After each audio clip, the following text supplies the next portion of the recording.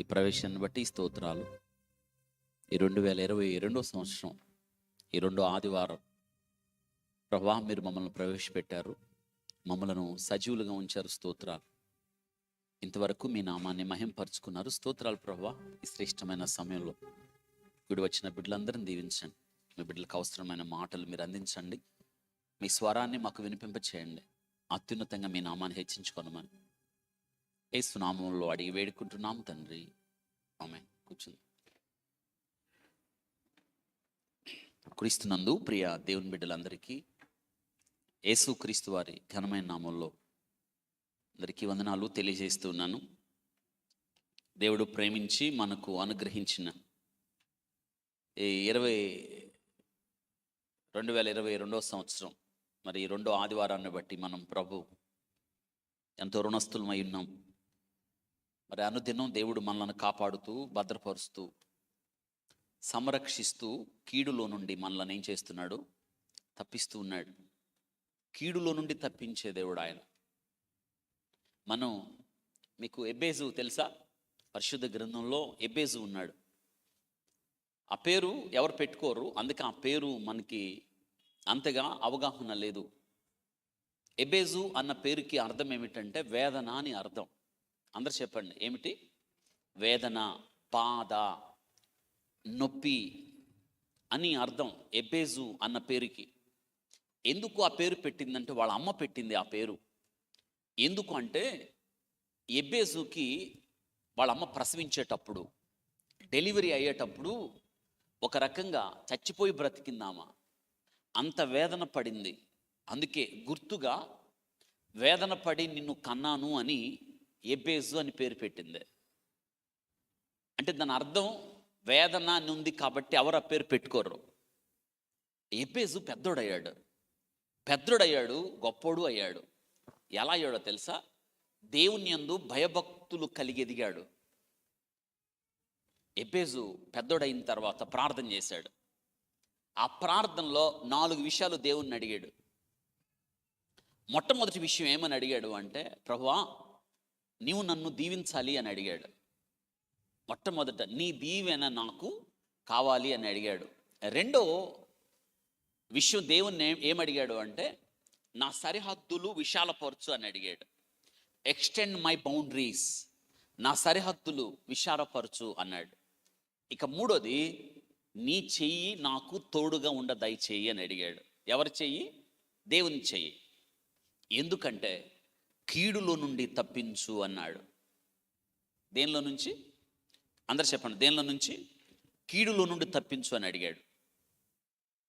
మనం కూడా అటువంటి ప్రార్థన చేయడం మాత్రమే కాదు, కానీ ఆ ప్రార్థనని మనం సొంతం చేసుకున్నప్పుడు నిజంగా ఎంత గొప్ప దీవెనలు మనం పొందుతాం. ఇది నేను పరిశుద్ధ గ్రంథంలో మీకు ఒక శ్రేష్టమైన వ్యక్తి జీవితాన్ని మనం అనేక సార్లు ధ్యానం చేశాం.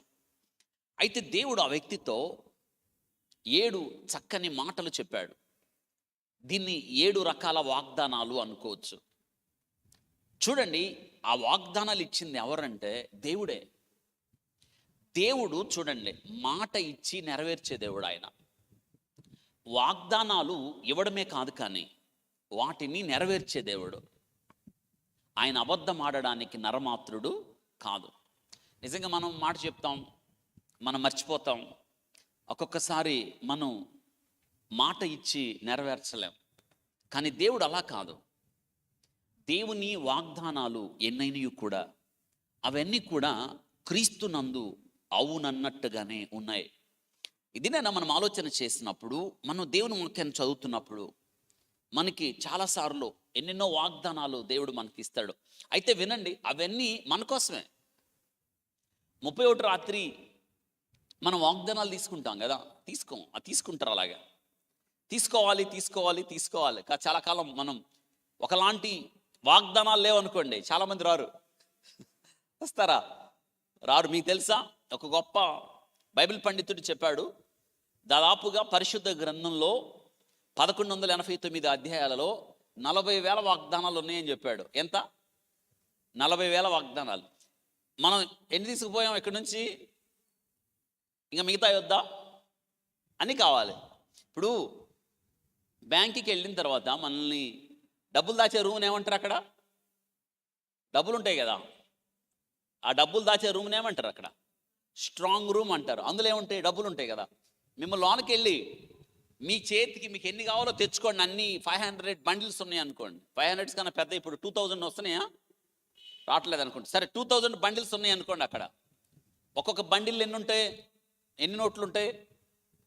100 ఉంటాయి. ప్రతి బండిల్లో ఉంటాయి. అంటే ఇప్పుడు 2000 బండిల్లో 100 ఉంటాయి అంటే ఎంత? ఒక బండిల్ అంటే ఎంత చెప్పండి? ఎంత అండి? 2 lakhs. ఎన్ని కావాలని తెచ్చుకోండి అంటే ఏం తెచ్చుకుంటారు చెప్పండి మీరు? ఎన్ని తేగలిగిందంటే ఏం చేస్తారు? ఆడవాళ్ళకి మంచి అవకాశం, చెంగులో వేసుకొని రావచ్చు కదా. మనం ఎన్ని తెచ్చుకుంటాం చెప్పండి? అసలు ఎన్ని దొరకగలిగితే అన్ని తెచ్చుకుంటాం, అవునా? మనం ఏ కాడికి లోనకి వెళ్తే ఎక్కువ తెచ్చుకోవడానికి ప్రయత్నం చేస్తాం, తక్కువ తెచ్చుకోవడానికి ప్రయత్నం చేస్తామా? ఎక్కువ తెచ్చుకోవడానికి. దేవుని వాగ్దానాలు కూడా అంతే.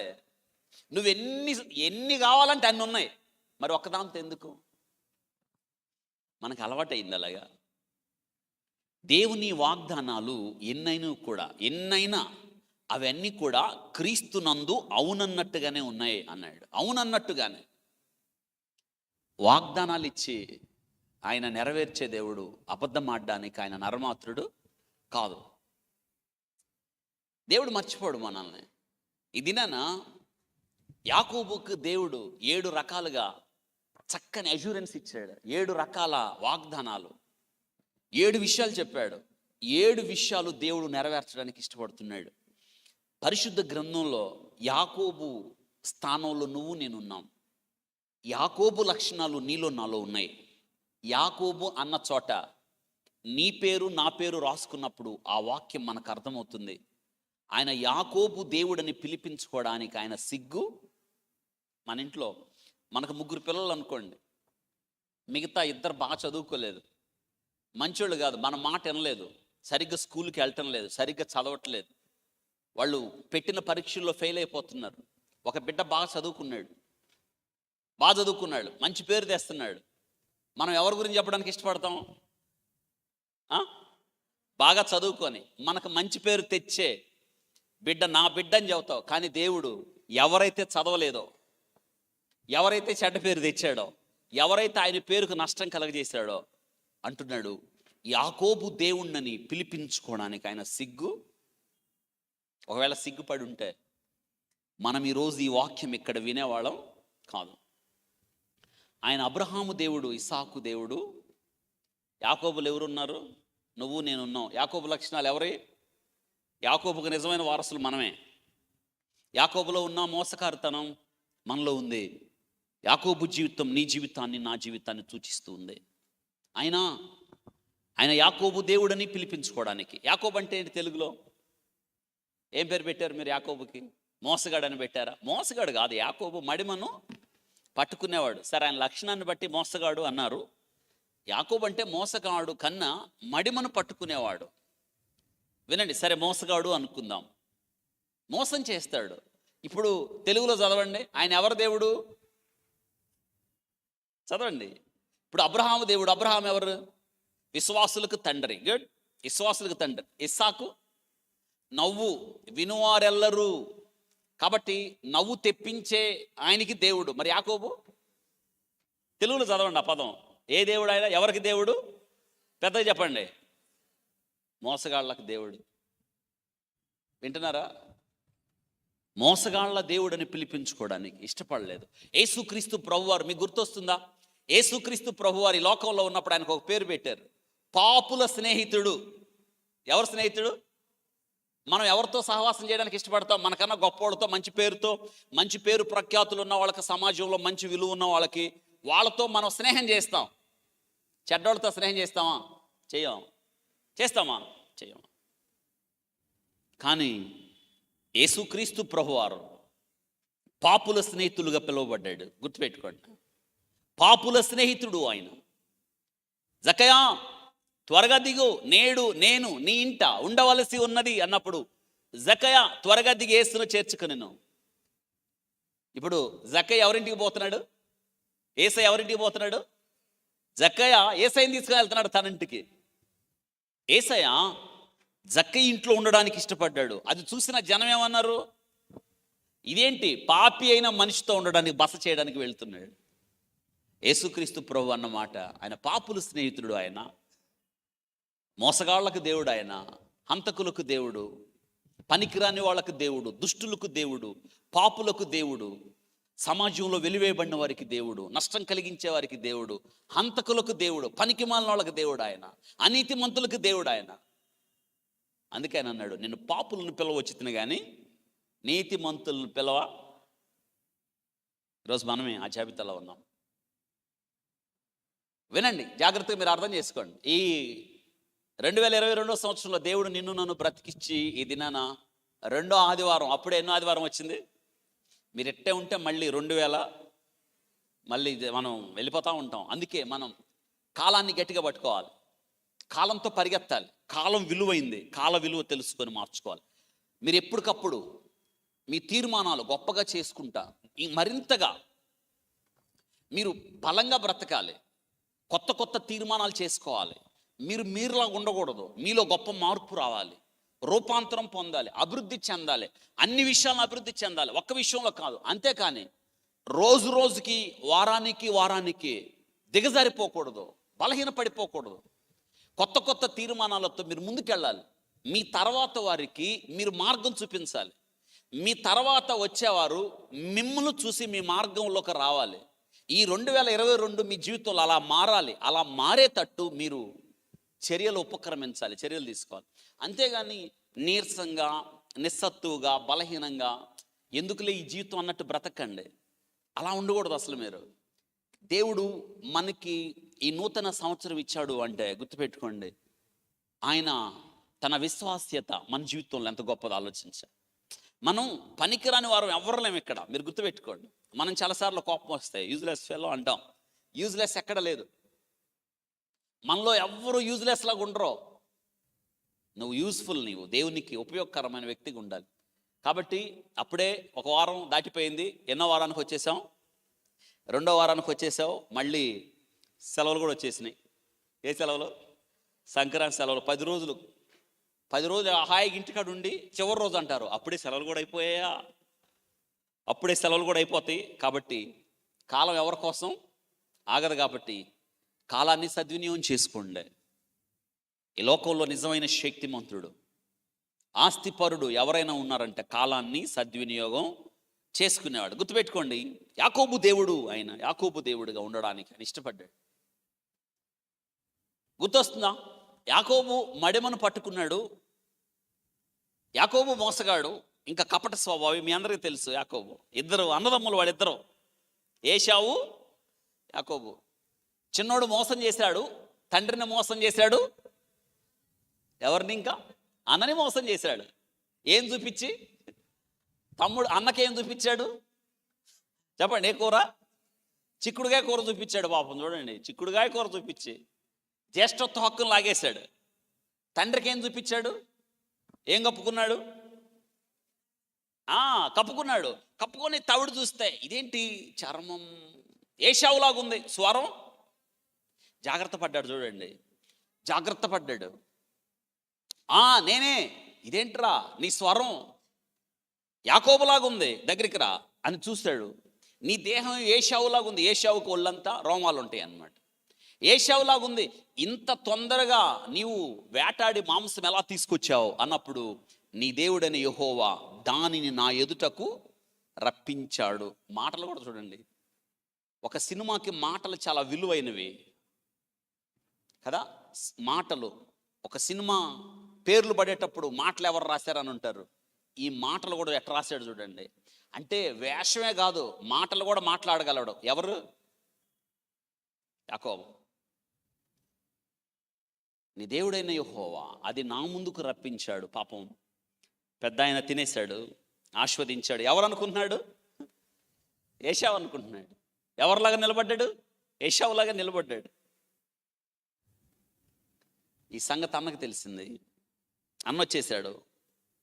అమ్మ అంది, అరే మీ అన్నకు తెలిసిపోతే నిన్నేం చేస్తాడు? చంపేస్తాడు. నువ్వు చేయాల్సింది ఏంటంటే త్వరగా నువ్వు లేచి మీ మామ దగ్గరికి వెళ్ళిపో. వాళ్ళ మామ ఎక్కడున్నాడంటే హారాన్లో ఉన్నాడు. ఏ ఊర్లో? హారాన్లో. వెళ్ళిపోరా, నేనేం చేయలేను. అమ్మ చూడు ఏం చేసింది చూడండి. పని అంతా ఉపక్రమించింది ఎవరు? కథ, స్క్రీన్ ప్లే, దర్శకత్వం, మాటలో ఎవరు? అంతా వాళ్ళ అమ్మే. చివరికి విఫలమయ్యేటప్పుడు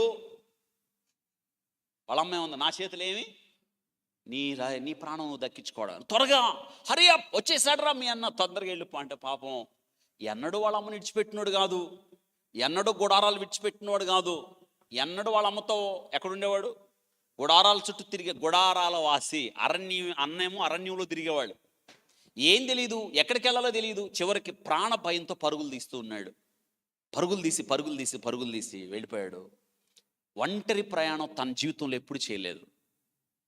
మన జీవితాల్లో కూడా ఒక్కొక్కసారి ఒంటరితనం మనల్ని వెంటాడుతూ ఉంటుంది. ఏం చేయాలి అప్పుడు? ఇప్పుడు వాళ్ళ అమ్మ ఏమంది? ఏం కాదులే కానీరా అంది. అందా? అమ్మా లేదు కానీ ఏం కాదు అని నేను ఉన్నాగా. అమ్మో నాకు శాపం వస్తుందేమో, దేవుడు శాపం పెడతాడేమో అంటే అందే. ఆ శాపం మీద నా మీదకి రాని, నేను చూసుకుంటాను రా, నువ్వు చెయ్యి అంది. చివరికి ఏముంది వాళ్ళమ్మ? నా చేతులు ఏమి, నీ ప్రాణం నువ్వే. ప్రాణము దక్కించుకోవడానికి పరుగులు తీస్తూ ఉన్నాడు యాకోబు. బెర్షెబా నుండి అరణ్యానికి వెళుతున్నాడు. ఎన్నడూ కూడా ఒక్కడే ప్రయాణం చేయలేదు. ఒంటరితనం ఇప్పుడు అంటే ఏంటో అని తెలిసి వచ్చింది. ఇంకా విషయం ఏంటంటే యాకోబు జీవితంలో ఒంటరిగా అంత దూరం ఎప్పుడూ ప్రయాణం చేయలేదు. ఇంకా వినండి, వెళుతుండగా చీకటి పడిపోయింది. ఏం పడ్డది? చీకటి. ప్రొద్దుగుంకెను. అందరు చెప్పండి ఏమైంది? ఇంకోసారి పెద్దగా చెప్పండి అమ్మా. మన లైఫ్లో కూడా ఒక్కోసారి డార్కెస్ట్ మూమెంట్స్ మన లైఫ్లో, మన జీవితంలో ప్రొద్దుగుంకెను.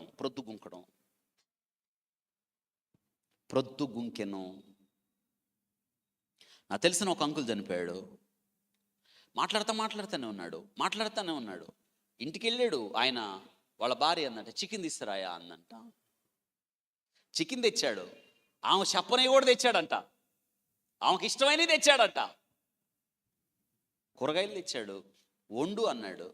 ఈలోపు నువ్వు వండేటప్పటికల్లా నేను ఏటీఎం దగ్గరికి వెళ్ళి వస్తానన్నాడు. వెళ్ళిన ఆయన కూర వండుతుంది. కూర కూడా అవ్వలేదు. కబురు వచ్చింది, మీ ఆయన చనిపోయాడని. మీరు ఆలోచించండి. నాకు అక్కడున్న అబ్బాయి ఫోన్ చేశాడు. ఐఐటిఎంకి వెళ్ళినోడు నాకు తెలుసు, మన చర్చి బాబాయ్ ఫోన్ చేశాడు. అన్నా ఫలానా నీకు తెలిసి ఉంటుంది, ఇక్కడే పడిపోయాడన్నా అని. ఎక్కడున్నారా అని. ఎక్కడ ఏటీఎం రా అంటే ఇక్కడని చెప్పాడు. Just I went there. నేను వెళ్ళాను అక్కడికి.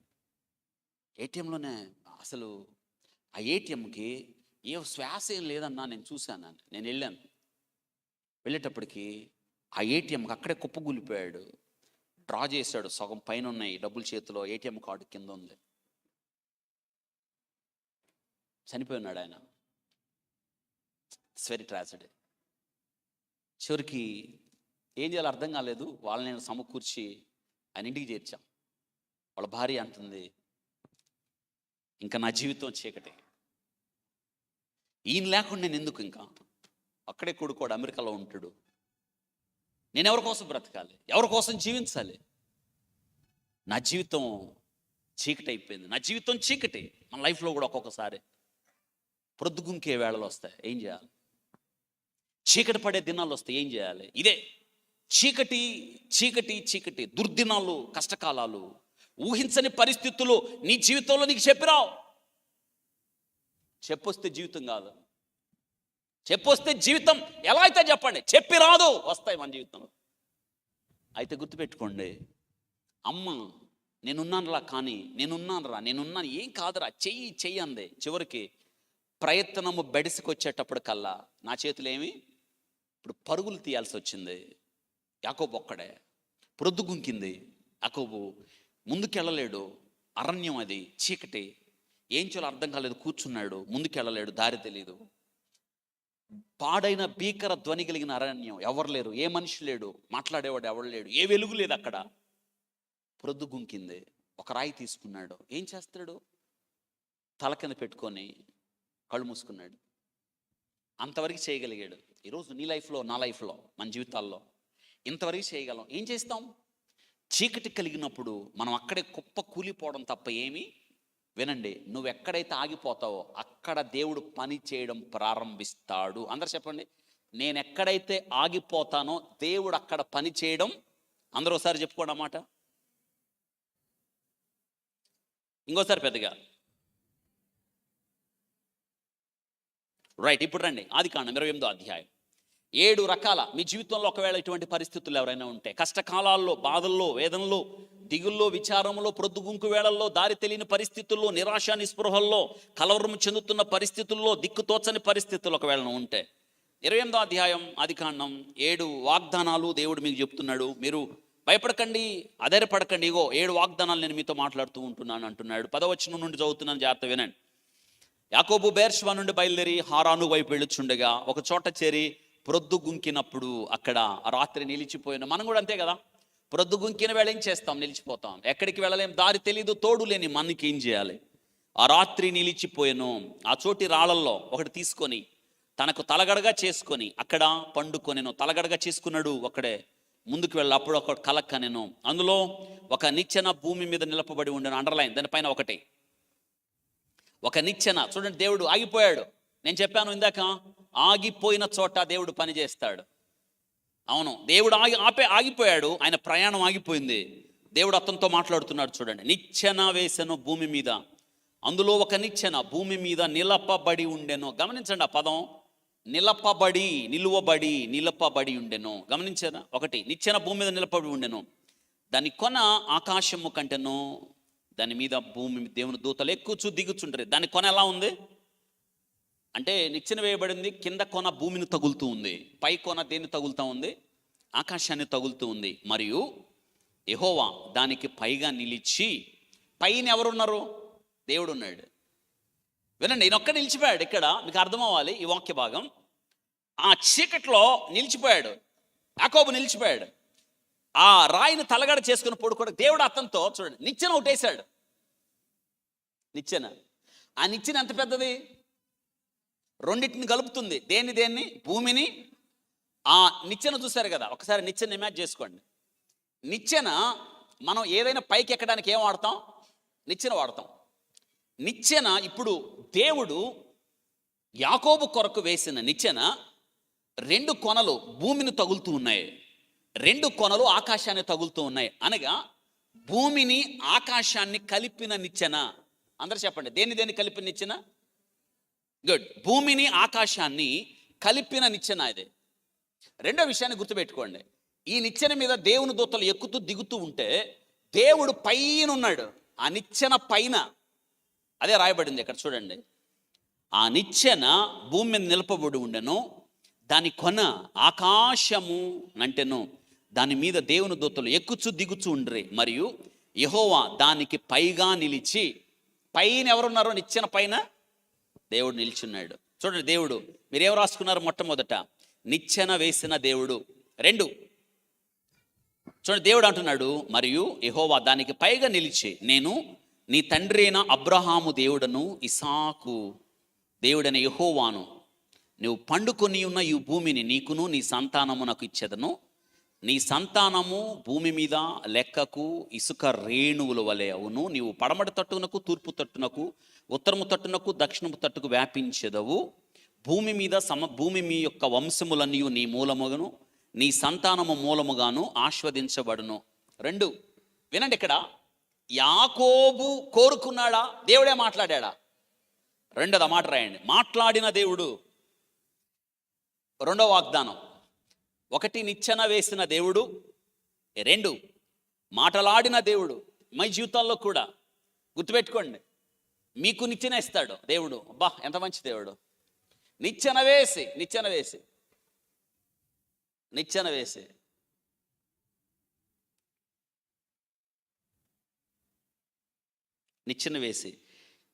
ఎవరికి వేస్తాం? అగాధంలో ఉన్నవాడికి ఏం వేస్తాం? నిచ్చెన వేస్తాం. నేను మెడిసిన్ చదివేటప్పుడు ఒక చిన్న కుక్క మా మెడికల్ హాస్టల్ ఎదురు దాని కాలు ఇరిగిపోయింది. నేను ఆ హాస్పిటల్ నుంచి లోనికి వచ్చేటప్పుడు అది రోడ్డు పక్క కదలలేకుండా కాలు ఇరిగిపోయింది దానికి.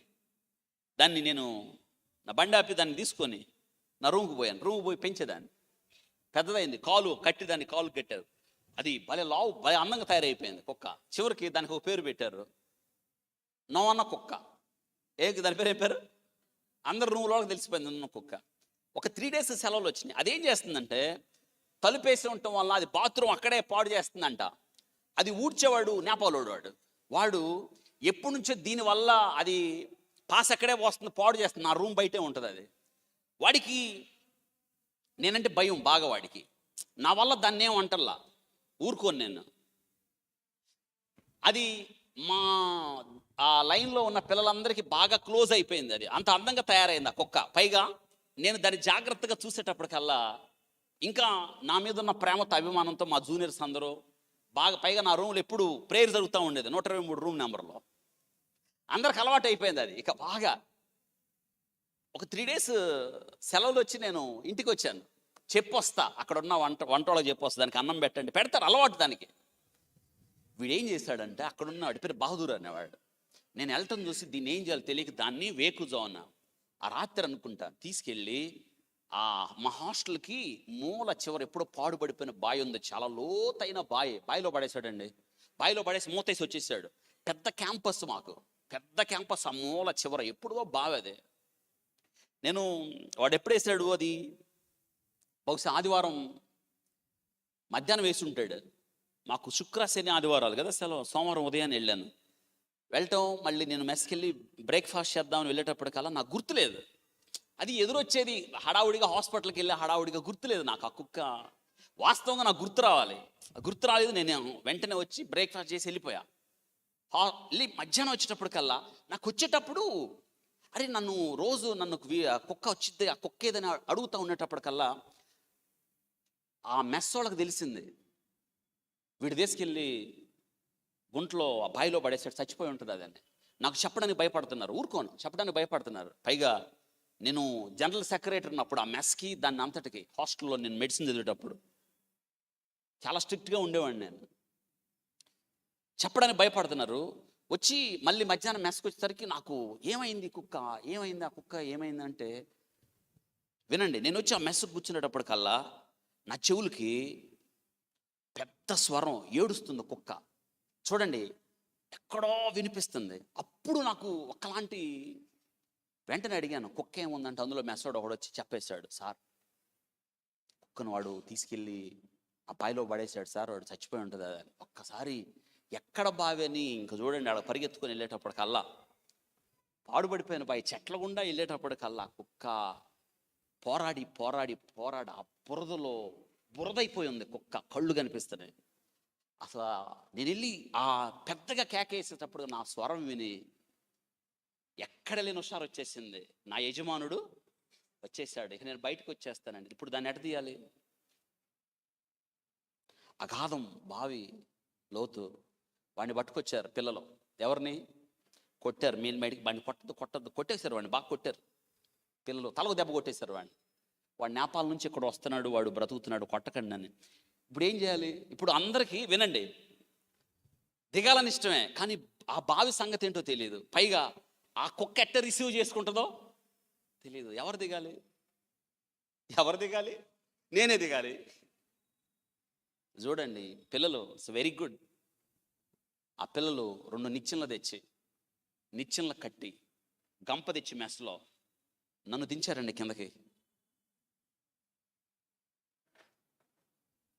నా జీవితంలో బావిలో దిగుతానని అనుకోవాలి. ఇప్పుడు లోతైన బావి, నిచ్చెనంటే నాకు గుర్తు వస్తుంది. ఎప్పుడు ఖచ్చితంగా చెప్తాను నేను ఆ సంగతి. పిల్లలంతా నాకన్నా ముందు జూనియర్ పిల్లలు దిగారు. దిగి ఎంత లోతుందో భయంకరం. దానిలో గతంలో పాములు చూశారు, అందులో అసలు భయంకరం. అది దిగే కొంది వెళ్తా ఉంది. అది నాతో పాటు 5గురు దిగారు ఆ నిచ్చెన మీదకి. కింద నేను గంప కిందకి దిగి దాన్ని పట్టుకున్నాను. వాళ్ళంతా మీరు ఆలోచించండి నా పరిస్థితి. గంపలోకి ఎక్కిచ్చాను. ఆ కుక్క కూడా చాలా తెలుగులో అర్థమైపోయినట్టుంది దానికి. అటు ఇటు కదలట్లా. గంపకు 3 పక్కల పైకి లాగారు జాగ్రత్తగా. వినండి, ఆ నిత్యంలో దిగడం ఎంత ఇదయిందో ఎక్కి పైకి రావడానికి మాకు కష్టం అయిపోయింది, భయం వేసింది. ఒక అగాధంలో ఉన్న వ్యక్తి బయటికి రావడానికి ఆ చిన్న ఎత్తుకే నిచ్చెన వేసి బైక్ రావడం అంత కష్టమైంది.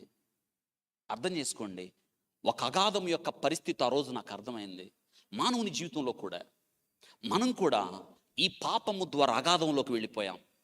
అందుకే కీర్తనకారుడైన దావీదు అంటున్నాడు, జిగటగల దొంగ ఊబి ఎవరు రావుతారు బయటికి? అందుకే యాకోబు జీవితంలో పొద్దుగుంకింది, యాకోబు జీవితంలో చీకటయింది, యాకోబు జీవితంలో తోడు లేదు.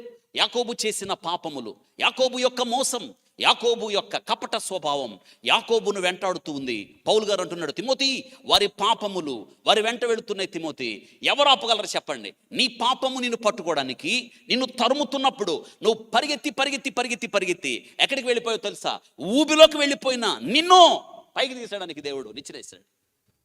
రెండో విషయం అదే చెప్తున్నాడు, నిచ్చెన వేసిన దేవుడు. ఇలాంటి నిచ్చెన కాదు. మీరు ఆలోచించండి, చిన్న బావిలోకి కుక్కను తీయడానికి మాకు 2 నిచ్చెనలు కట్టారు. మరి నిన్ను ఆకాశమందున్న దేవుడు పాతాళంలో ఉన్న నిన్ను బయలుదేయడానికి ఎంత పెద్ద నిచ్చెన. అందుకే నిచ్చెన ఎవరు తయారు చేయలేరు. ఒకటే గుర్తుపెట్టుకోండి, ఆ దేవుడే నీ కొరకు నా కొరకు నిచ్చెనగా మారెను. అందరు చెప్పండి, యేసయ్య దేనిగా మారాడు? ఆకాశానికి భూమికి మధ్య వేలాడదీయబడ్డాడు. ఆయన నిచ్చెనగా మారాడు. మొట్టమొదటి విషయం, దేవుని వాగ్దానం నిచ్చెన వేశాడు. 2 మాట్లాడాడు. రాసుకోండి ఆ మాట. 2 మాట్లాడిన దేవుడు ఆయన. రెండో వాగ్దానం ఈ కొత్త సంవత్సరం 2వ ఆదివారంలో మీరు తెలుసుకోండి. ఆయన మాట్లాడాడు. పైగా నిలబడి నీ తండ్రి అయిన అబ్రహాము దేవుడను అన్నాడు, ఇసాకు దేవుడైన యెహోవాను అన్నాడు. వింటున్నారా? దేవుడే మాట్లాడాడు. యాకోబు మాట్లాడా? దేవుడే మాట్లాడా? అందరూ చెప్పండి, ఎవరు మాట్లాడారు? దేవుడే మాట్లాడి. దినాన నిజంగా దేవుడు చూడండి మన విషయంలో జోక్యం చేసుకునే దేవుడు. ఇక 3వ వాగ్దానం దేవుడు ఏమంటున్నాడు చూడండి. ఇదిగో 15వ వచనానికి రండి. నీకు తోడై ఉండి, 3 అండర్లైన్, తోడై ఉంటాడు. రాసుకోండి ఆ మాట. దేవుడు మనకు తోడై ఉండి. 3వ వాగ్దానం తోడై ఉండి. మొట్టమొదటి వాగ్దానం నిచ్చెన వేసిన దేవుడు, 2 మాట్లాడిన దేవుడు, 3 తోడై ఉండి.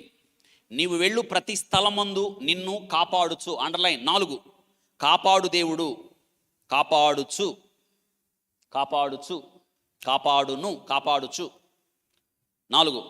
ఇక 5 ఈ దేశమునకు నిన్ను మరలా రప్పించదును. అండర్లైన్ 5 వాగ్దానం, ఈ దేశమునకు మరలా రప్పించదును. మరలా రప్పిస్తాడు, మనల్ని వదిలిపెట్టాడు. మరలా నువ్వు పోగొట్టుకున్న స్థితి మరలా ఇస్తాడు. మరలా 5వ వాగ్దానం. ఇక 6 నేను నీతో చెప్పినది నెరవేర్చు దేవుడు. నేను నీతో చెప్పినది నెరవేర్చు వరకు. అండర్లైన్ నెరవేర్చు వరకు అండర్లైన్ చేసి 6 నిన్ను విడువను. అండర్లైన్ నిన్ను విడువను. 7 ఎన్నొచ్చినాయి మొత్తం? 7 వాగ్దానాలు మీరు దగ్గర పెట్టుకోండి. మీ జీవిత ప్రయాణానికి తోడు ఇవే. నువ్వు ఎక్కడికి వెళ్ళినా ఏం చేసినా ఈ 7 మాటలు గుర్తుపెట్టుకోండి. ఆ దినాన యాకోబుతో మాట్లాడి వాగ్దానములు ఇచ్చిన దేవుడు. ఈ దినాన దేవుడు మారలేదు, దేవుని ప్రేమ మారలేదు, ఆయన కరుణ, ఆయన జాలి, ఆయన దయా దాక్షిణ్యాలు మారలేదు. కాలాలు మారిన, తరాలు మారిన, మారని ప్రేమ, మానని ప్రేమ, వాడబారని ప్రేమ, నిత్యమైన ప్రేమ, కల్వరి ప్రేమ, యేసు శిలువ ప్రేమ, ఆకాశానికి భూమికి మధ్యలో వేలాడదీయబడిన ప్రేమ. ఆ ప్రేమ ఆకాశము కన్నా ఎత్తయింది, పాతాళ లోకము కన్నా లోతయింది కదా. నిచ్చెన వేసింది దేవుడు మొట్టమొదట. నిచ్చెన. 2 మాట్లాడిన దేవుడు. 3 తోడై ఉన్న దేవుడు. 4 కాపాడు దేవుడు. 5 ఈ దేశమునకు మరలా రప్పించు దేవుడు. 6 నీతో చెప్పినది నెరవేర్చు దేవుడు ఆయన. 7 నిన్ను విడువని దేవుడు. ఇదినా ఈ వాక్య భాగాలు 7 మాటలు నేను క్లుప్తంగా మీకు చెప్పడానికి ఇష్టపడుతున్నాను. జాగ్రత్తగా వీటిని మీ దగ్గర పెట్టుకోండి. మన జీవితంలో నిరాశ వచ్చినప్పుడు, నిస్పృహల్లోనప్పుడు, కలవరానికి గురైనప్పుడు, ఒంటరితనం మిమ్మల్ని వేధిస్తూ ఉన్నప్పుడు, అర్థం కాని పరిస్థితుల మధ్య చిక్కుకున్నప్పుడు, భవిష్యత్తు అర్థం కానప్పుడు, ఎటు వెళ్ళాలో దారి తెలియని పరిస్థితుల్లో, ఏం చేయాలో అర్థం కాని స్థితిలో నువ్వు ఇరుక్కుపోయినప్పుడు ఈ వాక్యం చదవండి. దేవుడు మీతో మాట్లాడతాడు. ఆయన మొట్టమొదట చూడండి, నిచ్చెన వేసిన దేవుడు ఎవరి కోసం వేసాడు? మంచోడి కోసం నిచ్చెన వేశాడా? లేదు, మంచోడి కోసమే లేదు. ఎవరి కోసం? పారిపోతున్న వాడి కోసం, మోసము చేసిన వాడి కోసం నిచ్చెన వేశాడు దేవుడు. నీ కోసం, నా కోసం. నిజమే కదా? మంచోళం అని కాదు. ఏముంది మంచితనం మనలో? తెలుసా? అసలు ఏముంది మనలో మంచితనం? మిమ్మల్ని మీరు చూసుకోండి. పౌలు గారు అంటున్నాడు, అయ్యో మంచితనం నాలో ఏది లేదే, కొంచెం కూడా లేదు, కొంచెం కూడా లేదు. ఏముంది మంచితనం చెప్పండి? అరికాల నుంచి నడినెత్తి వరకు కొంచెం కూడా స్వస్థత లేదు. ఎక్కడ చూసినా పచ్చిపుండ్లు. అసలు మంచితనం ఏమీ లేదు. పౌలు గారు అంటున్నాడు, తన దేహాన్ని చూసుకొని అంటున్నాడు, మంచి చేయాలనుంది, అస్సలు మంచి చేద్దామని ఉంది, కానీ నా వల్ల కాటం లేదు, మంచి చేయలేకపోతున్నాను. మళ్ళీ మంచి చేద్దామని వెళ్తుంటే కీడే చేస్తున్నాను. అంటే దాని అర్థం ఏంటంటే, పాపము చేయడానికి అలవాటు పడిపోయింది మన దేహం. ఈ కళ్ళతో పాపం చేయొద్దంటావు, మళ్ళీ పాపం చేస్తావు. ఈ నోటితో వ్యర్థమైన మాటలు మాట్లాడకూడదంటావు, మళ్ళీ మాట్లాడతావు. ఈ చెయ్యి దేవుని కొరకే వాడబడాలంటావు, కానీ మళ్ళీ పాపం చేస్తావు. అందుకే పాపము మానలేని కన్నులు అని రాయబడ్డది. మన కోసమేనా దేవుడు వచ్చాడు? అవును. మన కోసమేనా నిచ్చెన వేశాడు? అవును, మన కోసమే. ఆ నిచ్చెన చూడండి, ప్రమాదంలో ఉన్నవాడి కోసం నిచ్చెన, అగాధంలో దిగిపోయిన వాడి కోసం నిచ్చెన, మరణంతో పోరాడుతున్న వాడి కోసం నిచ్చెన. నిన్ను కూడా అలాగే ఉన్నావు. ఒక్కడిగా మిగిలిపడి యాకోబు. ఎవరు రక్షించాలి ఆయన్ని? ఎవరు తోడుగా రావాలి? అందరూ విడిచిపెట్టేశారు యాకోబుని కదా. తల్లి ఉంటుంది అనుకుంటే, తల్లి ఏమన్నా ఉందా తోడు? వెళ్ళిపోరా అంది. నువ్వు వెళ్ళిపో మాట అయితే చెప్పగలిగింది, కానీ తోడు వచ్చిందా? అంతే, లోకంలో పరిస్థితులు అంతే. అర్థం చేసుకోండి. అందుకే నువ్వు నమ్మిన దేవుడు నిన్ను ఎన్నడూ విడిచిపెట్టాడు. ఇక్కడ ఆశ్చర్యకరమైన సంగతి ఏంటంటే, యాకోబు అడగలేదు దేవుణ్ణి, నువ్వు నాతో మాట్లాడు అని. యాకోబు అడగలేదు నాకు నిచ్చెనయ్యని. నా సంగతి ఏంటి అని యాకోబు అడగలేదు. అడగని నాకు దొరికితివి, వెదకని నాకు దొరికితివి, అడగని నాకు ప్రత్యక్షం అయ్యావు అని నిచ్చెన వేశాడు. దేవుడే నిచ్చెన వేశాడు. ఈరోజు నీ కొరకు, నా కొరకు దేవుడే నిచ్చెన వేసెను. ఆ దినమైతే మీరు గుర్తుపెట్టుకోండి, యాకోబు కనిపించినప్పుడు నిచ్చెన వేశారు కదా. దేవుడు ఎక్కడ ఉన్నాడు అప్పుడు? యాకోబుకి నిచ్చెన వేసినప్పుడు ఆ 2 కొనలు నేలను తగులుతున్నాయి. 2 కొనలు. దేవుడు ఎక్కడున్నాడు? పైన ఉన్నాడు. కానీ నీ దగ్గరికి వచ్చేటప్పటికి కిందకి దిగాడు. It's a great God, it's a loving God. దీన్ని అగాపే. యాకోబుతో మాట్లాడినప్పుడు ఏ చివరు ఉన్నాడు? పైన ఉన్నాడు కదా.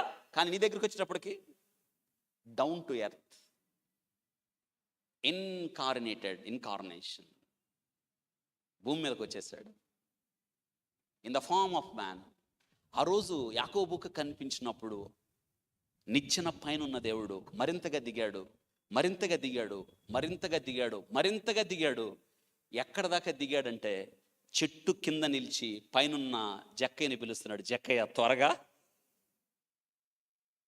Such a great god. అర్థమయ్యాడా ఈ దేవుడు మీకు? దేవుడు ఆకాశం మందు లేడు ఇప్పుడు, ఆయన నీకోసం దిగొచ్చాడు. అదే కదా క్రిస్మస్ చేసాం. కిందకి దిగాడు ఆయన. ఎంత దాకంటే చూడండి, జక్కయ్య త్వరగా దిగు. జక్కయ్య ఎందుకు ఎక్కడి చెట్టు పైన? ఎవరిని చూసిపోదామని? ఇంటికి తీసుకుపోదామని? చెప్పండి, అర్థం చెప్పండి. ఏంటి? చూసిపోదామని. కానీ దేవుడు చూసిపోవడానికి రాలేదు, ఇంట చేరడానికి వచ్చాడు. త్వరగా దిగు, నేడు నేను నీ ఇంట ఉండవలసి ఉన్నది. ఇప్పుడు పైన ఎవరున్నారు, కింద ఎవరున్నారు చెప్పండి? పైన ఎవరున్నారు, కింద ఎవరున్నారు? నీ కోసం అంతగా దిగాడు కిందకి. ఇంకేం దిగుతాడు చెప్పండి? ఇక దిగటానికి ఏముంది? అర్థం చేసుకున్నారా? యేసయ్య ప్రేమను అర్థం చేసుకోండి. నీకోసం దిగొచ్చాడు. నీకోసం ఎక్కడికి వచ్చాడు? దిగొచ్చాడు. చెప్పండి, మీకోసం దిగొచ్చాడు. మొన్న భోజనాలతో ఒక ఆయన వచ్చాడు. ఆడ భోజనానికి కూర్చున్నాం. నా దగ్గరికి వచ్చి అన్నాడు, నో డాక్టర్ ఉన్నాడా ఏడు అన్నాడు. ఏమన్నాడు? నేనన్నా నువ్వెవరు అన్నా. నేను పాస్టర్ని అన్నాడు. అక్కడ కూర్చుంటే కూర్చో అన్నా, ఆయన వస్తాడులే కూర్చో అన్నా. ఈలోపు అన్నం పెట్టారు ఆయనకి, తెలుసు కదా భోజనాలు ఎట్ట పెడతారో, స్పెషల్గా వండారు, ఆయనకి చాలా పెట్టారు, నాకేమో కొంచెం పెట్టారు. నేను ఆ కూరగాయలు ఏమన్నా ఉంటే ఇమన్నా, అవి తింటుంటే ఆయనకి విపరీతంగా పెట్టారు. నా పక్కన కూర్చున్నాడు కదా, నేను ఆయన అడిగాను, మీరు ఎక్కడ పాస్టర్ అన్నా. ఆయన అంటాడు నాతో, ముందు తిన్ని మధ్య తర్వాత మాట్లాడతాను అంటున్నాడు. ఏంటి ముందు తిన్న అంటే ఆయనకి ఏం డిస్టర్బెన్స్ అయింది? నేను పక్కన చేరి ఏడో కూర్చోవలసిన వాడు ఎత్తుక్కుంటూ వచ్చాడని ఏడ కూర్చోబెట్టారు, స్పెషల్ ప్లేస్లో కూర్చోబెట్టి అక్కడ పెద్ద పెద్దోళ్ళకు వండే ఆయనకి పెట్టించా, పాస్టర్ అన్న ఉద్దేశంతో. ఆయన అమోఘంగా తింటున్నాడు, ఆస్వాదిస్తున్నాడేమో నాకు తెలియదు. నేను అడిగాను, మీరు ఎక్కడ పాస్టర్ అన్నా, అది చెప్పడానికి కూడా ఆయనకి తీరిక. ఆయన అంటున్నాడు, తిన్న తర్వాత. నేను అన్నా, తిన్న తర్వాత మాట్లాడటానికి నువ్వు వెతుకుతున్నా నో అడ్రాక్ట్ అనేవాడు ఏడా? నేను వచ్చేసా. కిందకి దిగి వచ్చినప్పుడు అర్థం కాలేదు, ఇప్పుడైనా అర్థం చేసుకో. వినండి, యాకోబుతో మాట్లాడుతున్నప్పుడు నిచ్చెన పైన ఉన్నాడు ఆయన. యాకోబు పేరు పెట్టి పిలిచే దేవుడు ఆయన. ఎంత మంచి దేవుడు కదా. మన పేర్లన్నీ ఆయనకు బాగా పేరు పెట్టి పిలుస్తాడు ఆయన. ఒక పేరు ఒక వ్యక్తికి గుర్తింపునిస్తుంది, ఒక వ్యక్తికి గౌరవాన్ని ఇస్తుంది, అందుకే పేరు పెట్టి పిలుస్తాడు ఆయన. మన పేర్లన్నీ తెలుసా ఆయనకి? తెలుసా తెలీదా? జక్కయ్య పేరు ఎవరు చెప్పాల్సిన అవసరం? జక్కయ్యకి ఇది ఒక ఆశ్చర్యం అయి ఉండాలి, నా పేరు ఈయనకి ఎట్ట తెలుసు? తెలుసు. నిన్నటి దినాన ఒక్క మాట చెప్తాను, నేను మళ్ళీ ఈ సాక్ష్యం చెప్తాను, ఒక్క మాటే చెప్తాను. నేను నిన్నటి దినాన నాకు ఓ పెద్ద తల్లి ఫోన్ చేశారు. వినండి, నేను అంతా చెప్పలేదు కానీ ఒక్క మాట చెప్తాను. దేవుడు తిన్నగా నెల్లూరు వాళ్ళది, దేవుడు ఆమెను చేయబట్టుకొని, వినండి, నేను ఖచ్చితంగా మీకు ఆ వీడియో తీసుకొస్తాను, వెళ్తాను నేను త్వరలో. ఆమెను చేయబట్టుకొని తీసుకెళ్ళి, వాళ్ళకున్న చాలా ఆస్తిపరులు, వాళ్ళు మిలియనీర్స్. ఆమెను చేయబట్టుకొని వాళ్ళు త్వరలో, ఆమెకి 2 కొడుకులు చనిపోయారు. అందులో ఒక పెద్ద బిజినెస్ మ్యాన్, పెళ్లి కాకుండానే. ఇంకొక అబ్బాయి జడ్జి, ట్రైనింగ్ అయిపోయి జడ్జి. వాళ్ళిద్దరు దేవుని నమ్ముకున్న వాళ్ళు, 2 చచ్చిపోయారు పిల్లలు 3 నెలలు 4 నెలల వ్యవధిలో.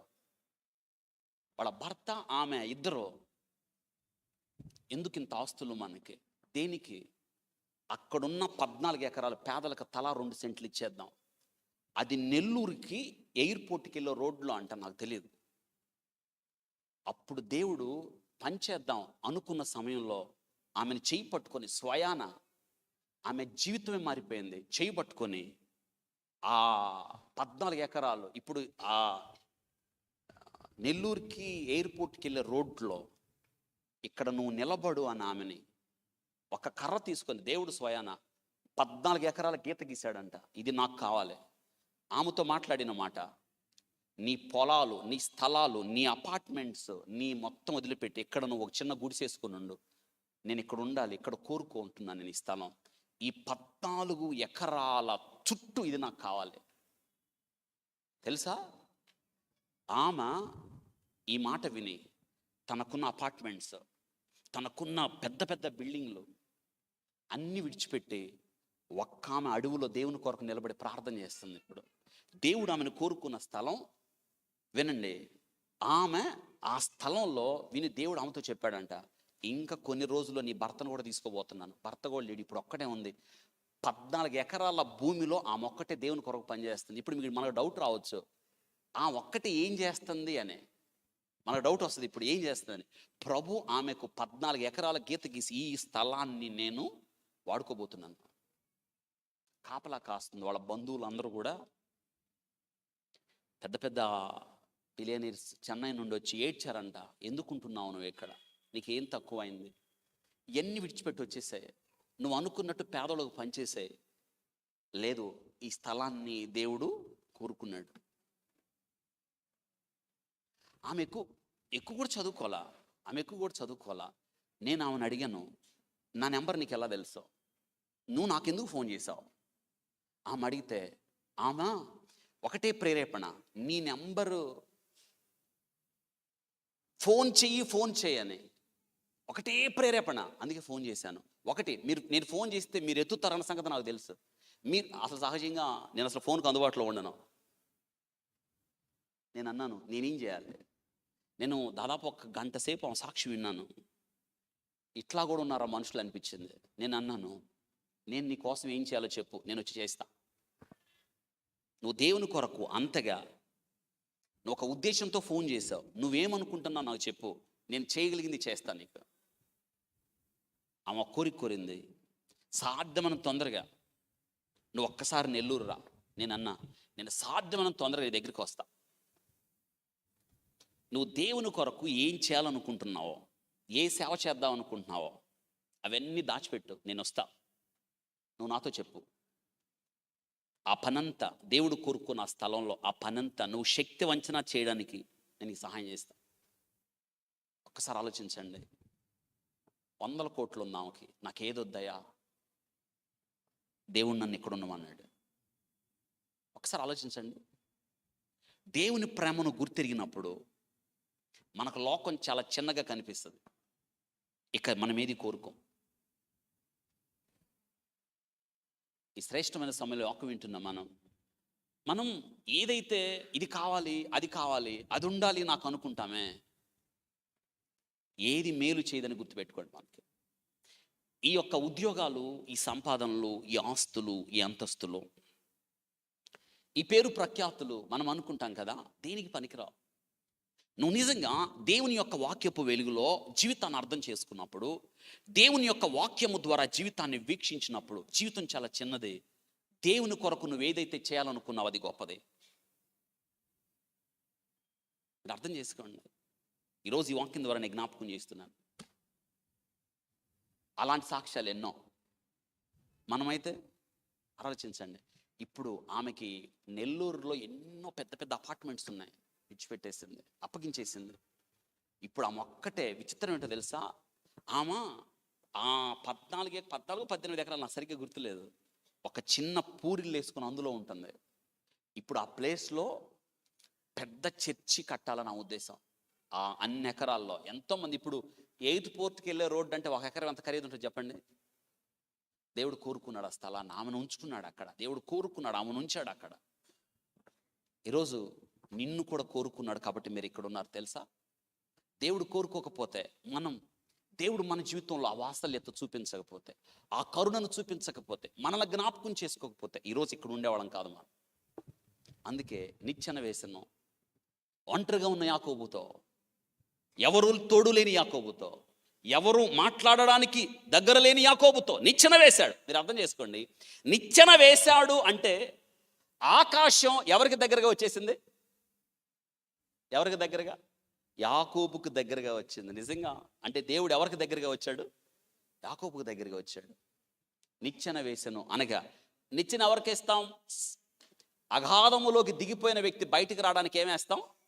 దేవుడి దినాన నీవు కూడా అగాధం లాంటి పరిస్థితుల్లో ఒకవేళ నీవుంటే, పూర్తిగా దిగజారిపోయిన పరిస్థితుల్లో నువ్వు ఉంటే, అర్థం కాని పరిస్థితుల్లో నువ్వు ఉంటే, దారి తెలియని పరిస్థితుల్లో నువ్వు ఉంటే, దిక్కుతోచని పరిస్థితుల్లో నువ్వు ఉంటే, నీ కొరకు యేసుక్రీస్తే ఆయనే నిచ్చెన. ఈ నిచ్చెన ఎలాంటిదో తెలుసా? బలమైన నిచ్చెన, చాలిన నిచ్చెన, ఆకాశానికి భూమికి సరిపోయిన నిచ్చెన, భరించగలిగిన నిచ్చెన, శక్తి కలిగిన నిచ్చెన. ఎంతమంది ఎక్కచ్చు తెలుసా? దేన్ని కలిపింది నిచ్చెన? భూమిని.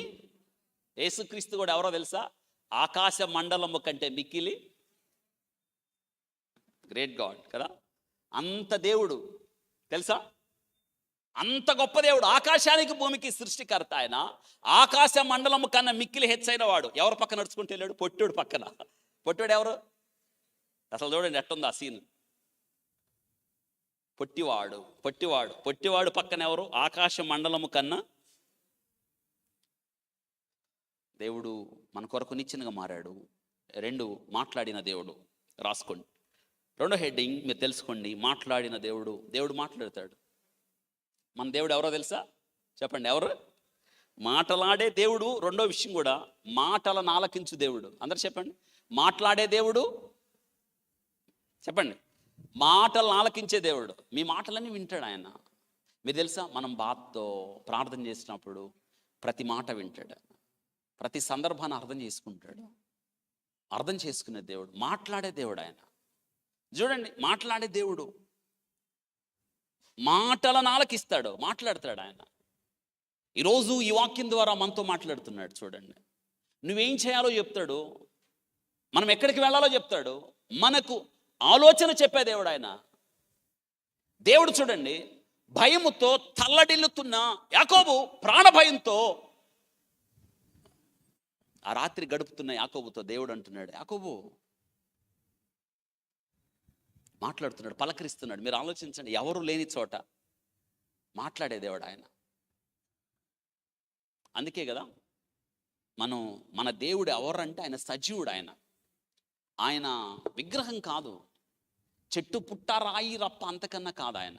ఎవరైనా చెప్పండి, ఎవరండి ఆయన? అవును, గొప్ప దేవుడు ఆయన, మాట్లాడే దేవుడు ఆయన. నువ్వు పిలిస్తే చాలు పలుకుతాడు ఆయన, వింటాడు, ఆలకిస్తాడు ఆయన. సజీవుడు, మాట్లాడే దేవుడు ఆయన. మాట్లాడు ప్రభువా, నీ దాసుడు. అలా మీరు అడగాలి. ఏం చేయమంటావు ప్రభువా? నేనేం చేయమంటావు చెప్పు ప్రభువా. నాకు అర్థం కావట్లేదు, అసలు నా జీవితం నాకు అర్థం కావట్లేదు, నాకేం చేయాలో అర్థం కావట్లేదు, నా భవిష్యత్తు నాకు అర్థం కావట్లేదు, నేనేం చేయాలి? అడగండి. ఇప్పటిదాకా అడగలేదా? ఈ 2022లో నేనేం చేయాలి ప్రభువా? నేనేం చేస్తే నీకు సంతోషం ప్రభువా? నేను ఎలా జీవిస్తే నీకు సంతోషం అని ఆయన్ని మీరు అడగాలి. అడిగితే ఆయన జవాబు చెప్పే దేవుడు ఆయన. యాకోబుతో మాట్లాడుతున్నాడు. యాకోబు, నేను ఎవరో తెలుసా? తను తాను పరిచయం చేసుకుంటున్నాడు. దేవుడు ఎంత మంచివాడు చూడండి. వదిలేశాడు ఆ యాకోబుని. పోదేపోయాడు, వీడు చేసింది వీడి నెత్తి మీదకి వచ్చింది, పోవాలి వీడు అనలేదు. మాట్లాడుతున్నాడు, పలకరించి తను ఎవరో చెప్తున్నాడు. మీ తాత ఉన్నాడే, వాళ్ళ తాత ఎవరు? అబ్రహాము దేవుణ్ణి. మీ నాన్న ఎవరు? ఇస్సాకు దేవుణ్ణి. నువ్వు ఇష్టపడితే నీ దేవుడుగా కూడా ఉంటా. ఎవరు దేవుడుగా? ఇష్టపడితే నీ దేవుడుగా ఉంటా. ఇదిగో ఈ భూమి, నువ్వు భయపడద్దు, నిన్ను మళ్ళీ తీసుకొస్తా, ఈ భూమిలోకి తీసుకొస్తా, ఈ భూమి అంతా నీకే ఇస్తా, నీకు ఎంత కావాలో అంత ఇస్తా. దేవుడే పలకరించి మాట్లాడుతున్నాడు. ఈరోజు మీ జీవితంలో కూడా నువ్వు ఏ స్థితిలో వచ్చినా, ఎటువంటి నిరాశలో వచ్చినా, ఎటువంటి కలవరంలో వచ్చినా, అర్థం కాని పరిస్థితులతో వచ్చినా, దేవుడు ఈ వాక్యం ద్వారా మీతో మాట్లాడుతున్నాడు. ఆ దినాన యాకోబుతో మాట్లాడి, యాకోబుకు వాగ్దానం ఇచ్చి, యాకోబును బలపరిచి, స్థిరపరిచి, యాకోబుకు ఒక నిశ్చయత ఇచ్చి యాకోబు జీవితాన్ని నిలబెట్టిన దేవుడు ఈ దినాన మీతో కూడా ఆయన ఉంటానంటున్నాడు. మాట్లాడే దేవుడు ఆయన, మాట్లాడిన దేవుడు. ఇక మూడోది, తోడయుండి. చూసారా, దేవుడు అంటున్నాడు నీకు తోడయుండి. ఎట్లుంటాడు ఆయన? మనకు చెప్పండి. ఆయన ఇదిగో 15వ వచనం, నేను నీకు తోడయుండి. మూడో విషయం, తోడుగా ఉండే దేవుడు ఆయన. ఏంటి? తోడుగా ఉండే దేవుడు ఆయన. అబ్రహాము దేవుడు చెప్పండి, ఇస్సాకు దేవుడు, పెద్దగా చెప్పండి, యాకోబు దేవుడు. మరి మీ దేవుడు ఉన్నాడా? బేసి పాస్కల్ ఒక మంచి ఆయన కెమిస్ట్, ఆయన రసాయన శాస్త్రవేత్త, గ్రేట్ ఫిలాసఫర్ బైసి పాస్కల్. కానీ 39 ఇయర్స్కి ఆయన చనిపోయాడు. ఎక్స్ట్రాడినరీ బైబిల్ టీచర్ ఆయన. అనర్గళంగా బైబిల్ని కండత పెట్టగలిగిన వాడు ఆయన గొప్ప పరిశోధనలు చేశాడు. అనేక కొటేషన్స్, హృదయాలను కదిలించే దేవుని వాక్యాలు రాశాడు ఆయన చనిపోయినప్పుడు ఆయన మెడలో ఒక తాయిత్తు లాంటిది కనిపించింది. ఆయన చిన్న వయసులో చనిపోయాడు ఆయన్ని సమాధి పెట్టిలో పెట్టబోయేటప్పుడు ఆయన స్నేహితులు వచ్చి భలే బాధపడుతున్నారు, చిన్న వయసులో చనిపోయాడని. ఆయన మెడలో తాయిత్తును ఇప్పారు. దాన్ని కాగితాలుగా చుట్టి చెడిపోకుండా లోన ఒక కాగితం ముక్క ఉంది. ఆ కాగితం ముక్కని తెరిచి చదివినప్పుడు అందులో ఈ మాటలు ఉన్నాయి, నా దేవుడు అబ్రహాము దేవుడు, ఇస్సాకు దేవుడు, యాకోబు దేవుడు, నా దేవుడు కూడా అని రాసుకున్నాడు ఆయన. ఆహా, చూసారా ఎవరు రాసుకున్నాడు? అబ్రహాము దేవుడు, ఇస్సాకు దేవుడు, యాకోబు దేవుడు, బేసి పాస్కల్ అను నా దేవుడు కూడా ఆయన. మరి మీ దేవుడు ఉన్నాడా? అర్థం చేసుకోండి. నీకు తోడై ఉంటాను అంటున్నాడు. నిన్ను విడిచిపెట్టాడు ఆయన, తోడై ఉంటాడు. ఆయన అబ్రహాముకు తోడై ఉన్నాడు కదా. అబ్రహాముకు తోడై ఉన్నాడు అన్న సంగతి ఆ చుట్టుపక్కల అన్ని జనులు గుర్తించారు. ఇస్సాకు తోడై ఉన్నాడన్న సంగతి గుర్తించారు. ఇంకా విషయం ఏంటో తెలుసా? ఆ దేవుడు అరణ్యంలో అటు ఇటు తిరుగుతున్న హాగరుకు కూడా తోడై ఉన్న మన జీవితాల్లో కూడా గుర్తుపెట్టుకోండి. మన వరకు కొద్ది మంది తోడు రాగలుగుతారు. ఆయన తోడై ఉన్న దేవుడు. ఆయన దేవుడు అంటున్న మాట గుర్తు తెచ్చుకోండి. ఆయన తోడై ఉన్న దేవుడు. ఇదిగో యుగ సమాప్తి వరకు సదాకాలం నేను మీతో కూడా ఉన్నాను అన్నాడు. మూడో అద్భుతమైన విషయం, ఆయన మనకు తోడై ఉన్నాడు. విడిచిపెడతాడా? విడిచిపెట్టాడు. విడిచిపెట్టే దేవుడు కాదు. ఇక 4వ విషయానికి వద్దాం. ఆ వాక్య భాగంలో 15వ అధ్యాయంలో, నీ వెళ్ళు ప్రతి స్థలమందు నిన్ను కాపాడే దేవుడు. నువ్వు వెళ్ళు ప్రతి స్థలమందు ఆయన ఏం చేస్తాడు? కాపాడే దేవుడు అంటున్నాడు. ఆయన కాపాడే దేవుడు. మనం వింటున్నారా? ఆయన ఎలా కాపాడతాడు? అవును, కాపాడే దేవుడు. మన ప్రాణాన్ని కాపాడతాడు ఆయన. పరిశుద్ధ గ్రంథంలో అనేక మంది జీవితాన్ని మనం చూస్తాం. ఆదికాండం ఒక మాట చదువుకుందాం. 45వ అధ్యాయం 7వ వచనం చూడండి. ఆదికాండం 45వ అధ్యాయం 7వ వచనం. ప్రాణముతో కాపాడుటకు దేవుడు మీకు ముందుగా నన్ను పంపించెను, కాబట్టి దేవుడే కానీ మీరు నన్ను ఇక్కడికి పంపలేదు. దేంతో అంటే దేన్ని కాపాడటానికి? ప్రాణమును కాపాడటానికి. అంటే ఆ దేవుడు ఏం కాపాడే దేవుడు? ప్రాణమును కాపాడే దేవుడు. వింటున్నారా? ప్రాణమును కాపాడే దేవుడు. పెద్దగా చెప్పండి, ఏం కాపాడే దేవుడు? ప్రాణమును కాపాడే దేవుడు. ఆయన విశ్వాసుల యొక్క ప్రాణాన్ని కాపాడతాడు. విశ్వాసుల ప్రాణాన్ని, దేవుని బిడ్డలను కాపాడతాడు, సంరక్షిస్తాడు, భద్రం చేస్తాడు. ఆయన 146వ కీర్తన 9వ వచనంలో పరదేశంలో కాపాడతాడు. 97వ కీర్తన 10వ వచనంలో భక్తులను కాపాడతాడు. 116వ కీర్తన 6వ వచనంలో సాధువులను కాపాడతాడు ఆయన. ఒక మాట నేను జ్ఞాపకం చేస్తున్నాను. 34వ కీర్తన ఒక్కసారి చూడండి. 34వ కీర్తన, అక్కడ ఎంత చక్కని మాటలు మనం నేర్చుకుంటున్నామో చూడండి. దేవుడు మనకు నిశ్చయత, ధైర్యం కలిగించడానికి ఎంత చక్కని మాటలు మనతో మాట్లాడుతున్నాడో తీసారా? 34వ కీర్తన 20వ వచనం ఒకసారి చూడండి. 20వ వచనం చదువుతున్నాను, తీసారా? ఆయన వాని ఎముకలన్నిటినీ కాపాడును, వాటిలో ఒక్కటైనను. మీలో ఎన్ని ఎముకలు ఉన్నాయి? ఏమ్మా, ఎన్ని ఉన్నాయి మీకు? ఉన్నాయా, ఇరిగినాయి ఏమన్నా? చెప్పండి. ఉన్నాయి కానీ భద్రంగా ఎవరు కాపాడారు? దేవుడే కాపాడాడు. ఎముకలన్నీ తెలుసు. నీలో 206 ఎముకలు ఉన్నాయి అన్న సంగతి ఎవరికి తెలుసా? మీలో అతి చిన్న ఎముక ఎక్కడుందో తెలుసా? చెవు. అమ్మో, ఎంత యాక్టివ్గా ఉన్నారు మీరు. కానీ ఆ చెవికి చిన్న ఎముక అయినా మీరు ఆగరగా వింటాం. ఆ చెవులో చెత్తంతా పోస్తూ ఉంటారు. చెవులో ఉన్నాయి ఎముకలు 3 కదా, చిన్నవి. వినండి, మన ఎముకలన్నీ కూడా ఆయన కాపాడే దేవుడు. ఆయన ఈరోజు మన జీవితాలు ఎలా ఉన్నాయి ఆలోచించండి. దేవుడు కాపాడకపోతే, దేవుడు సంరక్షించకపోతే, దేవుడు కీడుల నుండి తప్పించకపోతే మనం ఏమవుదాం ఆలోచించండి. ఒకసారి వెనక్కి రండి, కీర్తనలకు వెనక్కి వస్తే యోబు గ్రంథం ఉంటుంది 10వ అధ్యాయం. యోబు గ్రంథం 10వ అధ్యాయం. ఇది కంటత పెట్టాలి, చక్కని కంటత వాక్యం ఇది. 10వ అధ్యాయం యోబు గ్రంథం 10వ అధ్యాయం 12వ వచనం. స్టార్ మార్క్ వేసి గుర్తుపెట్టుకొని కాపాడు, అది కంటత పెట్టండి. జీవమును అనుగ్రహించి నా ఎడల కృప చూపితివి, నీ సంరక్షణ చేత నా ఆత్మను. ఎంత మంచి దేవుడు వాక్య భాగం. జీవమునిచ్చావు ప్రభువా, నా ఎడల కృప చూపించావు, నీ సంరక్షణ చేత నా ఆత్మను కాపాడితివి. అర్థం చేసుకోండి, దేవుడు నిన్ను నన్ను కాపాడాడు. 2021 ఎన్ని కీడులు, ఎన్ని కష్టాలు, ఎన్ని బాధలు, ఎన్ని విషమ పరిస్థితులు, కానీ మరణానికి అప్పగించలేదు. జీవమును అనుగ్రహించాడు, మన ఎడల జాలి చూపించాడు, ఆయన సంరక్షించాడు, మన ఆత్మను కాపాడాడు. ఈ దినాన సజీవులుగా దేవుని వాక్యం వినడానికి ఆయన కృపనిచ్చాడు. అవును కదా? తన భక్తుల ప్రాణమును ఆయన కాపాడు దేవుడు. ఆయన ధైర్యంగా ఉండొచ్చు. మనం యాకోబుని విడిచిపెట్టలేదు. పాడైన భీకర ధ్వని కలిగిన అరణ్యంలో ఒంటరిగా ఉన్న యాకోబుని, చీకట్లో ఉన్న యాకోబును, దిక్కుతోచని పరిస్థితుల్లో ఉన్న యాకోబుని దేవుడు విడిచిపెట్టలేరు. అందుకే ఆయన అంటున్నాడు 5వ వాగ్దానం అంటున్నాడు, ఈ దేశమునకు నిన్ను మరలా రప్పించేదను అన్నాడు. చూసారా? ఈ దేశమునకు నిన్ను మరలా రప్పిస్తాను. చూడండి, చాలాసార్లు మన జీవితాల్లో ప్రయాణాలు చేస్తూ ఉంటాం.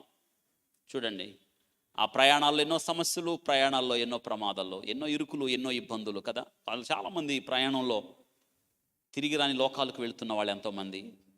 గమనించండి, దేవుడు మనల్ని సజీవులుగా కాపాడుతున్నాడు. వాగ్దానం, మరలా రప్పించేదను. నేను లాస్ట్ వీక్ చెప్పాను 121 కీర్తనలో దేవుడు ఎలా కాపాడుతాడో. కాబట్టి మరలా రప్పించేదను అంటున్నాడు. మన జీవితంలో చూడండి, మరలా రప్పించేదను. నీ జీవితంలో ఏదైతే కోల్పోయావో, ఏదైతే నష్టపోయావో మరలా రప్పించే దేవుడు ఆయన. దావీదు తన జీవితంలో ఏదైతే కోల్పోయాడో సమస్తమును తిరిగి సంపాదించుకునేను, ఏది నష్టపోలేదో. మరలా రప్పించేదను. నీ పూర్వస్థితిని, నువ్వేదైతే కోల్పోయావో, ఏదైతే నష్టపోయావో, ఏ స్థితికైతే వెనక్కి వెళ్ళిపోయావో మరలా రప్పిస్తాను. వింటున్నారా? యాకోబు, భయపడద్దు. నువ్వు ఒంటరితనంలో బాధపడుతున్నావు కదా, ఇదిగో ఈ స్థలాన్ని నేను నీకు ఇస్తా, నిన్ను మరలా రప్పిస్తా. మరలా రప్పిస్తానంటే అర్థం ఏంటి? నేను కాపాడుతాననే కదా, నేను నిన్ను భద్రం చేస్తాననే కదా. నిన్ను మరలా రప్పించదును. ఇది దేవుని వాగ్దానం, తప్పక జరుగుతుంది. మీరు ఆలోచించండి. 430 సంవత్సరాలు ఇజ్రాయేలీలు ఐగుప్తులో ఉన్నారు. దేవుడు వారిని ఎక్కడికి నడిపించాడు? ఎక్కడికి? కానానికి. ఎంత ఆశ్చర్యం చూడండి. వాళ్ళు ఎంత నడిచినా ఎవరు కాళ్ళని నొప్పులు పుట్టినాయా? కాళ్ళు అరిగిపోయినాయా? చెప్పులు అరిగిపోయి, కాళ్ళు అట్టు పెట్టండి, చెప్పులు అరిగిపోలేదు. తర్వాత బట్టలు ఉతికే పని లేదు, ఇంకా బట్టలు ఉతికే పని లేదు, వంట పని లేదు. నిజంగా ఇప్పుడు కూడా అంతేగా, బట్టల మిషను, ఉతికే మిషను, అంట్లు కడిగే మిషన్ కొన్నారా? ఇప్పుడు కూడా పని లేదు. కానీ వాళ్ళకి ఆ పని ఇప్పుడే లేదు, ఎప్పుడూ లేదు. అక్కడ వంట వండే పని లేదు, ఇంకా బట్టలు ఉతికే పని లేదు. అమ్మలకి, తల్లులకి ఏం పని ఇంటి దగ్గర?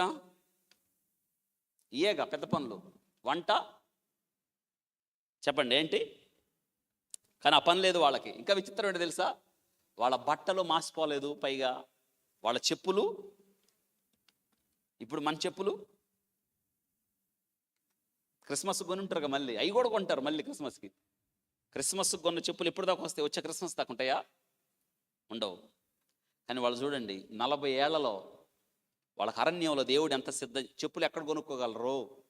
40 సంవత్సరాల్లో దేవుడు వాళ్ళకి ఏ కొరత లేదు, వాళ్ళని కాపాడాడు, వారిని రప్పించాడు. అవును కదా. ఈరోజు దేవుడి వాక్యం ద్వారా మాట్లాడుతున్నాడు.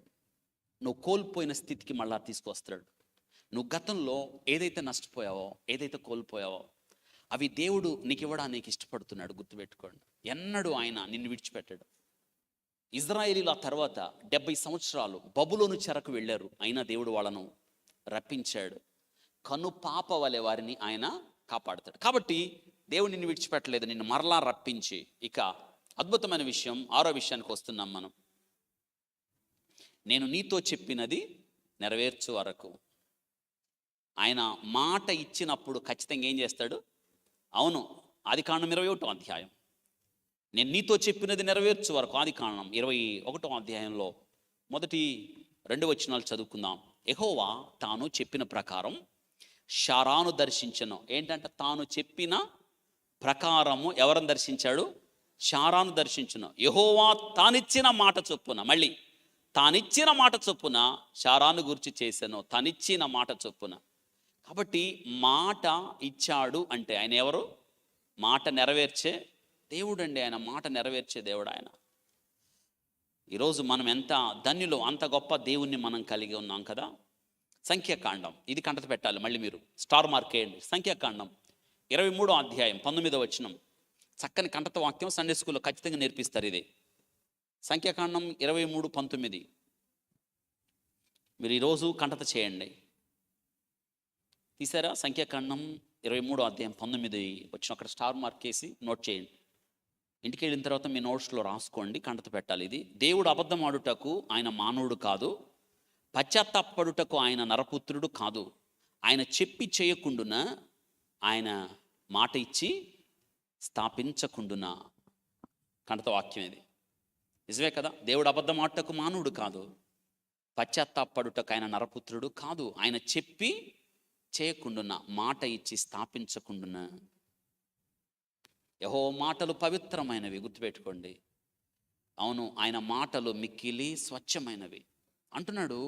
ఆయన సెలవిచ్చిన మాట అంట 1000 తరముల వరకు అబ్రహాముతో తాను చేసిన నిబంధన ప్రమాణము, ఆయన ఇస్సాకుతో తను చేసిన ప్రమాణం నిత్యము జ్ఞాపకములో ఉంచుకుంటాను అంటున్నాడు. 105వ కీర్తన 8-9 వచనాల్లో.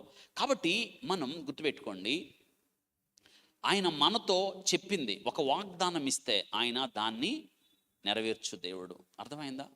కాబట్టి మాట ఇచ్చి నెరవేరుస్తాడు, గుర్తుపెట్టుకుని. చివరిగా 7వది దేవుడు అంటున్నాడు, నిన్ను నేను విడువను అన్నాడు. అందరు చెప్పండి, ఏంటంటే నిన్ను నేను విడువను. విడిచే దేవుడు కాదు ఆయన, విడువని దేవుడు ఆయన. అందుకే కదా మనం ఇక్కడ ఉన్నాం. విడువని దేవుడు, ఎడబాయని దేవుడు. మాట్లాడుతున్నాడు ఆయన, నిన్ను ఏమాత్రమును విడువను, నిన్నెన్నడు ఎడబాయనని ఆయనే చెప్పాను కదా. కాబట్టి ప్రభు నాకు సహాయకుడు, నరమాత్రుడు, నాకేమి చేయగలడని మంచి ధైర్యముతో చెప్పగలిగిన వారమై ఉన్నాం. నిజమే కదా? అసలు దేవుడు నీకు సహాయకుడుగా ఉంటే, ఆ నిచ్చెనే నీ దగ్గరికి వస్తే, నిచ్చెనెక్కి రమ్మంటే ఇంకా నీకు భయమేముంది చెప్పండి? దేవుడు మాట్లాడుతున్న మాటలు అర్థం చేసుకోండి. నేను నిన్నెన్నడు విడువను ఎడబాయను అన్నాడు. అర్థం చేసుకోండి. 7 వాగ్దానాలు మీకోసమే. ఆయన మీ కొరకు నిచ్చెన వేశాడు, మీతో మాట్లాడాడు ఆయన. అవును కదా? మీతో మాట్లాడుతూ ఆయన అంటున్నాడు, నీకు తోడై ఉన్నాను అన్నాడు. ఇక 4వ విషయంలో నిన్ను కాపాడుతాను అంటున్నాడు. నిజంగా ఎంత గొప్ప వాగ్దానం చూడండి. నిన్ను కాపాడుతాను, ఈ దేశమునకు మరలా నిన్ను రప్పిస్తాను. 5వ విషయం 6, నేను నీతో చెప్పినది నెరవేరుస్తాను. 7 అద్భుతమైన విషయం, నిన్నెన్నడు విడువను. గుండెల్లో దాచుకోండి, జ్ఞాపకం పెట్టుకుంటూ ఉండండి. భయం, కలవరం, ఆందోళన, దుఃఖం, వేదన, దిగులు, విచారం, కన్నీళ్ళు, తుఫాన్లు, అర్థం కాని పరిస్థితులు వచ్చినప్పుడు ఈ వాక్యం తెరవండి. ఆ దినాన యాకోబుకు తోడై ఉన్నట్టు నీకు కూడా తోడై ఉంటాడు. లేచిన పడదాం, ప్రార్థన చేసుకుందాం. యాకోబుకు తోడై ఉన్నట్టు ఆయన నేటి దినాన నీకు నాకు తోడై ఉంటాడు. 7 వాగ్దానాలు దేవుడు నీతోనే మాట్లాడుతున్నాడు. యాకోబుకు తోడై ఉన్నట్టు.